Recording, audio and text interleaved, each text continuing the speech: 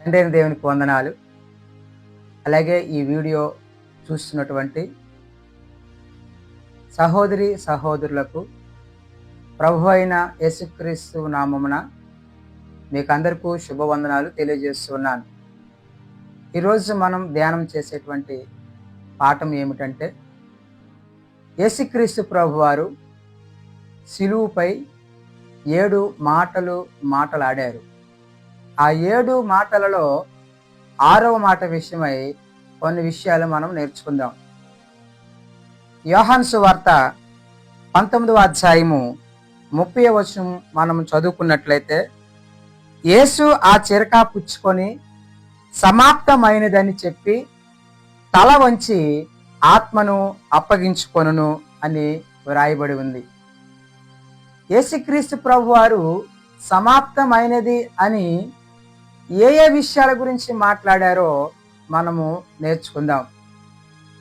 యేసుక్రీస్తు ప్రభువారు ఆ సమాప్తమైనది అని మాటన విషయంలో మనం నేర్చుకున్నట్లయితే, ఈ లోకమునకు యేసుక్రీస్తు ప్రభువారు దేని నిమిత్తం వచ్చారో ఆ పని యావత్తును కూడా సంపూర్ణముగా నెరవేర్చెను అని ఆ మాటను మనకు సెలవిస్తూ ఉన్నారు. యోహాను సువార్త 17వ అధ్యాయము 4వ వచనంలో మనం చూసుకున్నట్లయితే ఈ విధముగా వ్రాయబడి ఉంది, చేయుటకు నీవు నాకు ఇచ్చిన పని నేను సంపూర్ణముగా నెరవేర్చి భూమి మీద నిన్ను మహిమ పరచితిని అని వ్రాయబడి ఉంది.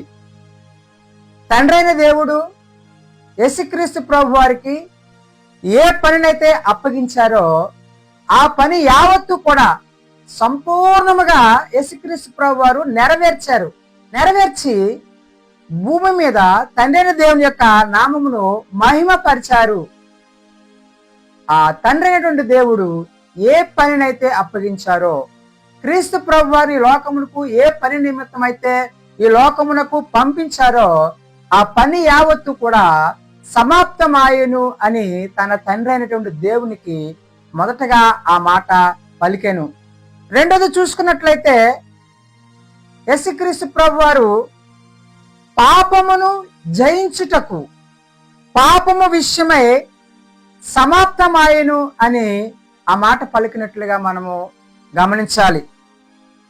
ఈ లోకములో పరలోక రాజ్యంలోనికి చేరాలి అంటే, ఏ మనుషుడైనా సరే ప్రభు సన్నిధి చేరాలి అంటే నీతిమంతుడిగా ఉండాలి. మరి ఆ నీతిమంతుడిగా ఎవరు కూడా లేరు. రోమపత్రికలో రాయబడి ఉంది, ఏ భేదమును లేదు, అందరూ పాపము చేసి ఆయన అనుగ్రహించినటువంటి మహిమను పొందలేకపోతున్నారు అని స్పష్టంగా రాయబడి ఉంది. కాబట్టి ఆ మహిమను పొందుకోవాలి అంటే ఎవరిలోనూ కూడా పాపము అనేది ఉండకూడదు. అటువంటి పాపమును యేసుక్రీస్తు ప్రభు వారు సమాప్తం చేశారు.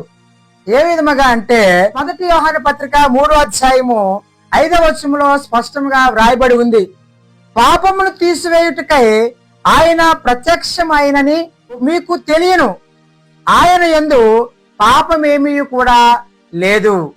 ప్రభువును విశ్వసించినటువంటి మనుషులు లేదంటే భూలోకంలో మనుషులు ప్రభు సన్నిధికి రావాలి అంటే నీతిమంతుడిగా ఉండాలి.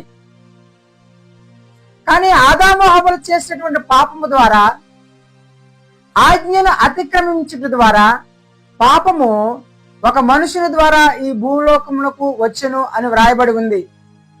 అయితే ఆ పాపము అందరికీ కూడా సంప్రాప్తమాయను అని వ్రాయబడి ఉంది. మరి పరలోక రాజ్యానికి చేరాలి అంటే, ప్రభు సన్నిధిలో ఉండాలి అంటే నీతిమంతుడిగా ఉండాలి. నీతిమంతునికే అక్కడ స్థానం ఉందని మనకి బైబిల్ గ్రంథంలో వ్రాయబడి ఉంది. అటువంటి నీతిమంతులు ఎవరూ లేరు. అయితే దేవుని యొక్క సంకల్పము, దేవుని యొక్క ఆశ ఏమిటంటే, నా ప్రజలందరూ కూడా పరలోక రాజ్యంలో ఉండాలి, పరలోకంలో వారసులుగా ఉండాలి అనేటువంటి ఆయన సంకల్పం. అయితే ఈ పాపము దేవునికి మనుషునికి ఒక అడ్డుగోడగా ఉంది కాబట్టి తండ్రైన దేవుడు కుమారుని పంపించి ఆ పాపము మనం చేసినటువంటి పాపము కుమారుడు అనేటువంటి యేసుక్రీస్తు ప్రభు వారు ఆ పాపమును స్వీకరించారు. పాపను తీసివేయుటకై యేసుక్రీస్తు ప్రభు వారి లోకమునకు వచ్చెను. కాబట్టి ఏ మనుషుని మీద కూడా పాపము లేదు.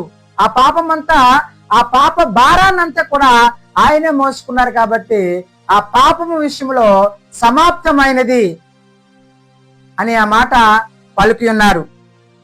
మూడవదిగా మనం చూసుకున్నట్లయితే మరణ భయమును సమాప్తం చేయడానికి ఈ లోకమునకు వచ్చెను. ఆ మరణ భయం అంటే ఏమిటనగా, హెబ్రీ పత్రిక 2వ అధ్యాయము 14-15 వచనాల్లో చూసుకున్నట్లయితే, మరణ భయము చేత దాస్యమునకు లోబడిన వారిని విడిపించుటకును ఆయన కూడా రక్త మాంసములో పాలివాడాయను అని వ్రాయబడి ఉంది. అయితే ఇక్కడ మనం చూసుకున్నట్లయితే ఆయన కూడా రక్త మాంసములో పాలి భాగస్థురాయను. ఎందుకంటే మనము ఏ శరీరముతో పాపము చేశామో అదే శరీరముతో ఉన్నటువంటి వ్యక్తి అయితేనే ఆ పాపమును తీయగలడు. అయితే ఒక చిన్న ఉదాహరణ నేను చెప్తాను. ఒక నూతిలో ఒక వ్యక్తి పడిపోయి మునుగులాడుతూ ఉన్నప్పుడు ఆ మనిషిని రక్షించడానికి ఈత వచ్చిన మనిషే అందులోకి దూకాలి, నూతిలోకి దూకాలి. లేదనుకుంటే ఈత రానాడు ఆ మనుషుని రక్షించాలని ఆ నూతిలోకి దిగినట్లయితే ఆ ఇరువురు కూడా చనిపోతారు. కాబట్టి ఆ మనుషుని రక్షించాలంటే ఈత వచ్చిన మనుషుడే ఆ మనుషుని రక్షించడానికి అర్హుడు. ఆ విధముగానే ఇదే రక్త మాంసములతో పాపములో మనం ఉన్నప్పుడు అదే రక్త మాంసము గలవాడై పాపము లేని వాడై ఉండాలి. యేసుక్రీస్తు ప్రభు వారు మానవ శరీరమును దాల్చి పాపము లేనివాడిగా ఈ లోకమునకు వచ్చెను. కాబట్టి ఆయన పాపము లేనివాడు కాబట్టి మన పాపములను ఆయన తీసివేయగలడు. అందుకే మరణ భయము చేత దాస్యమునకు లోబడిన వారిని విడిపించుటకు యేసుక్రీస్తు ప్రభు వారి లోకమునకు వచ్చారు. ఆ మాట విషయమై మరణ భయమును సమాప్తము చేసెను. 4వ విషయం మనం చూసుకున్నట్లయితే ప్రవచనములను సమాప్తము చేసెను. యేసుక్రీస్తు ప్రభు వారు ప్రవచన పురుషుడిగా నిరూపించుకొనెను. ఆయన జననము నుంచి ఆయన మరణము వరకు పితరుల కాలములోను పాత నిబంధన గ్రంథములోను ప్రవచనములు ఏవైతే వ్రాయబడి ఉన్నాయో అవన్నీ కూడా నెరవేర్పు జరిగింది. ఆయన జననం గురించి ప్రవచనాలు ఉన్నాయి, ఆయన మరణం గురించి ప్రవచనాలు ఉన్నాయి, అలాగే చూసుకున్నట్లయితే పునరుద్ధానం గురించి కూడా ప్రవచనాలు ఉన్నాయి. ఆయన మరణ, జనన, పునరుద్ధానాలు ఏ విధముగా అయితే ప్రవచనంలో వ్రాయబడి ఉందో ఆ విధముగానే జరిగాయి. ఆ విధముగానే ప్రవచనములన్నీ కూడా నెరవేర్పు జరిగింది. కాబట్టి ప్రవచనములను సమాప్తం చేయడానికి ఈ లోకానికి వచ్చారు. అలాగే ఆ మాటలను జ్ఞాపకం చేసుకొని ప్రవచనములకు సమాప్తం చేసెను అని ఆ మాట ఆయన పలికారు. అలాగే మనం చూసుకున్నట్లయితే ధర్మశాస్త్రమును కూడా సమాప్తం చేసెను. ధర్మశాస్త్రమును కూడా సమాప్తం చేసెను. రోమాపత్రిక 10వ అధ్యాయము 4వ వచనంలో మనం చూసుకున్నట్లయితే విశ్వసించు ప్రతివానికి నీతి కలుగుటకై క్రీస్తు ధర్మశాస్త్రములకు సమాప్తమై ఉన్నాడు అని వ్రాయబడి ఉంది. అయితే ఇక్కడ మనం చూసుకున్నట్లయితే ధర్మశాస్త్రాన్ని మనము పాటించనవసరం లేదు. ఎందుకు అంటే ధర్మశాస్త్రంలో అనేక శిక్షలు ఉన్నాయి. అయితే మరి మనం ఏం చేయాలంటే క్రీస్తు ధర్మశాస్త్రాన్ని పాటించాలి. ఆ క్రీస్తు ధర్మశాస్త్రం అంటే ఏమిటి అని మనం ఆలోచన చేస్తే ఆయన ఒక మాట చెప్పారు, ప్రేమ. ఆ ప్రేమను మనం కలిగి ఉండాలి. దాని విషయమై ధర్మశాస్త్రమును సమాప్తం చేసును అని యేసుక్రీస్తు ప్రభు వారు పలుకుచూ ఉన్నారు. చివరిగా మనం చూసుకున్నట్లయితే బలులను సమాప్తం చేసును.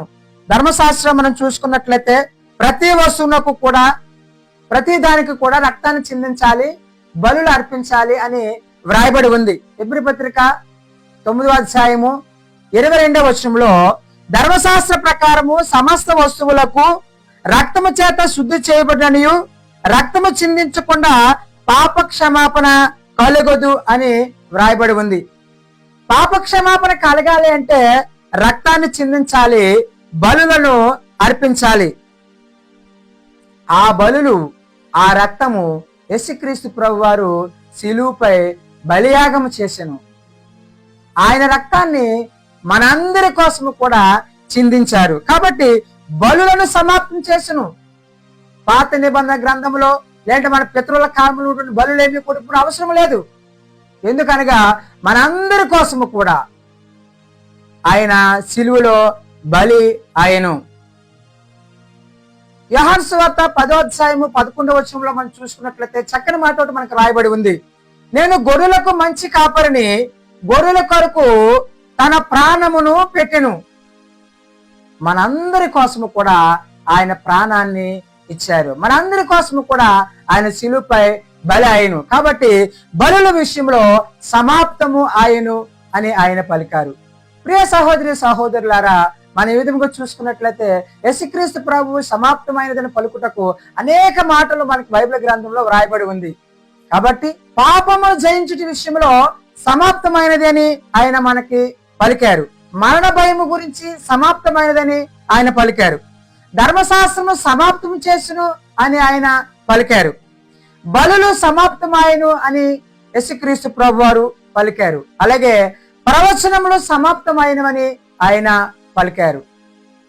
ఈ విధంగా చూసుకున్నట్లయితే ఇంకా అనేక మాటలు బైబిల్ గ్రంథంలో వ్రాయబడి ఉన్నాయి. ఆ రీతిగా ఆయన సమస్త పనిని కూడా సమాప్తం చేసి ఈ మాట పలికారు. అదే యోహాను సువార్త 19:30 మరొకసారి చదువుకొని ముగించుకుందాం. యేసు ఆ చిరకా పుచ్చుకొని సమాప్తమైనదని చెప్పి తల వంచి ఆత్మను అప్పగించుకొనెను. ఈ రక్షణ ప్రణాళికను మనము ఆయన ద్వారే కలిగి ఉన్నాము. ఈ మాటలు వింటున్న మీరు దేవుని యొక్క ఆశీర్వాదము పొందుకొని ఇంకను కూడా విశ్వాసంలో బలపరచబడాలని చెబుతూ శ్రద్ధగా విన్న మీకు హృదయపూర్వక వందనాలు తెలియజేస్తూ ముగిస్తూ ఉన్నాను. God bless you.